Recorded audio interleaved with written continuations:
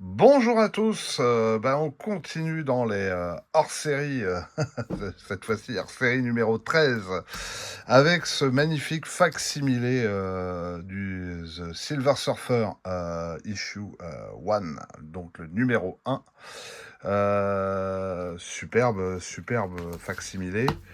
Là, vous avez, 4e de couverture, 132 Roman Soldier. Ok, les Romains, les soldats romains, 132 soldats romains. Bon, passionnant.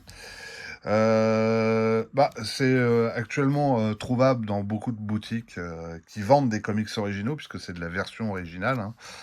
Et puis, on va le feuilleter ensemble. Je pense que vous vous souvenez quand même de qui sont les artistes à ce petit bijou, à savoir Stan Lee au scénario et John Buscema au dessin. L'ancrage, c'est Joe Signott, si ma mémoire est bonne.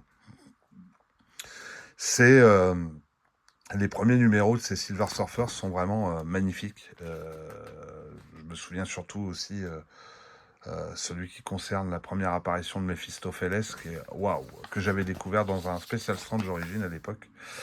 Donc voilà, donc là, oui, au vu du succès du personnage, puisque le personnage est apparu pour la première fois dans un épisode des 4 Fantastiques, et qui revenait de manière récurrente dans la série, là, cette fois-ci, en lançant la série, il faut bien raconter les origines de ce Silver Surfer, puisque finalement, on sait peu de choses sur lui, si ce n'est qu'il a été le héros de Galactus, qu'il a été condamné sur Terre par ce même Galactus suite à sa trahison. Et de là, qu'est-ce qui lui arrive à Silver Surfer? C'est un peu écrit par Stan Lee, le Jésus-Christ des comics, le Silver. Il fait le tour du monde, il peut pas sortir de sa cage à oiseaux puisqu'il ne peut pas quitter la Terre à cause de la barrière cosmique. Il va donc rencontrer les populations, parfois être mal reçu par ces mêmes populations, et derrière, va ruminer en haut de ces montagnes sur ce qui lui est arrivé. Donc, on démarre donc. C'est un épisode un peu d'introspection. Donc, il revient en arrière pour se souvenir de son monde, de ses origines. Donc, il vient de la planète Zemla, une planète pacifiste, une planète dont la technologie est très en avance. Noridrad se démarque par ce côté un peu aventurier et rêve d'autres choses, des choses beaucoup plus grandes. On revient aussi sur, vous voyez, quelques rencontres que le Silver Surfer a fait dans les pages d'un autre comics, notamment sur dans les pages de l'incroyable Hulk. Sa mésaventure avec le Docteur Doom dans un épisode des 4 Fantastiques qui lui a volé ses pouvoirs. Bref, et surtout, il revient sur son amour Chalabal, que vous avez découvert dans le dernier Fantastic Four au cinéma, puisque c'est elle, Silver Surfer. Voilà, et puis arrive une menace. La menace n'est autre que Galactus. Personne sur Zemla ne sait finalement en quoi consiste cette menace. Norinrad va partir sur le vaisseau de Galactus pour lui demander d'épargner son monde. Vous connaissez la suite. Galactus va prendre Norinrad pour héros, le transformer avec ses pouvoirs cosmiques en Silver Surfer pour devenir son serviteur et son esclave afin de découvrir d'autres mondes pour les dévorer. Voilà, vous avez les origines et puis on revient effectivement sur le premier épisode euh, où il apparaît, enfin les premiers épisodes où il apparaît, et puis sa damnation sur Terre.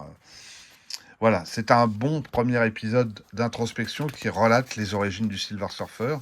Euh, j'ai été agréablement surpris pour découvrir qu'il y avait ceci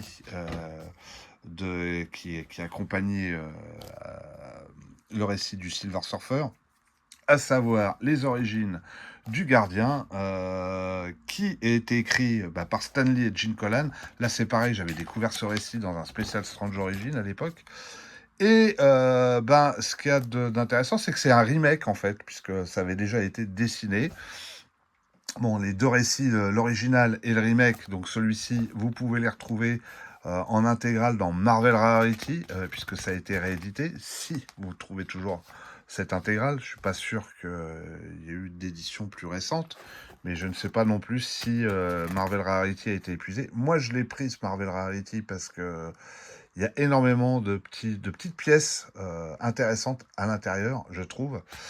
On apprend un peu que le Docteur Druid, finalement, a été un des personnages qui a été créé bien avant, enfin à l'époque de l'âge d'argent, à l'époque de Marvel, et dès la première heure. Donc c'est un peu la surprise de découvrir ça. Et voilà, donc moi je vous conseille fortement de le prendre. Il y a d'autres choses, hein, voilà, il y a d'autres petites surprises. Donc bah, sur ses origines, hein, vous allez comprendre pourquoi les gardiens, le peuple des gardiens va devenir neutre et plutôt observateur, puisque la seule fois où ils sont intervenus, ça a déclenché une guerre nucléaire sur une planète, puisqu'ils ont donné le savoir, et ils auraient pas dû. Voilà. Et voilà comment se termine ce hors-série, hein.